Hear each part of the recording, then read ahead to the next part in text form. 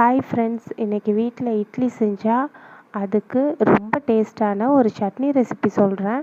Try பண்ணி பார்த்துட்டு எப்படி இருந்துச்சுன்னு கமெண்ட் பண்ணுங்கள். இந்த சட்னி செய்யறதுக்கு தேவையான பொருள்: தேங்காய் 2லேருந்து 3 வெங்காயம், 3 தக்காளி, 2 துண்டு இஞ்சி, 3 காஞ்ச மிளகாய், 5 பல் பூண்டு. இப்போ அடுப்பில் வானல் வச்சுட்டு அதில் தேவையான அளவு எண்ணெய் ஊற்றிக்கலாம். நான் எப்போதுமே காஞ்ச மிளகாய் எல்லாமே கம்மியாக தான் வைப்பேன். ஏன்னா எங்கள் வீட்டில் 2 வயசில் ஒரு குழந்த இருக்குது. அது சாப்பிட்ற மாதிரி எல்லாமே காரம் கம்மியாக தான் நான் எப்போதுமே செய்வேன். அந்த எண்ணெயில் 2 காஞ்ச மிளகாய் போட்டு வதக்கிட்டு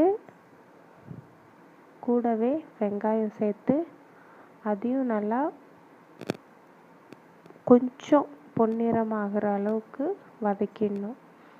வெங்காயம் நல்லா வதங்கினதுக்கப்புறம் கூட தக்காளி சேர்த்து அதையும் நல்லா வதக்கணும். நல்லா வதங்கி ரெண்டுமே கொஞ்சம் நல்லா வதங்கினதுக்கு அப்புறமா அது கூடவே நம்ம வச்சுருந்த இஞ்சி, 5 பல் பூண்டு அதையும் சேர்த்துட்டு நல்லா வதக்கி விட்டுறணும். எல்லாமே லைட்டாக ப்ரௌனிஷாக கலர் மாறினதுக்கப்புறம் லைட்டாக தக்காளியிலேருந்து அப்படியே தண்ணி விடுற மாதிரி இருக்கும். அந்த ஸ்டேஜில் நல்லா ஃபுல்லாக ட்ரை ஆகிற வரைக்கும் வதக்கிடணும்.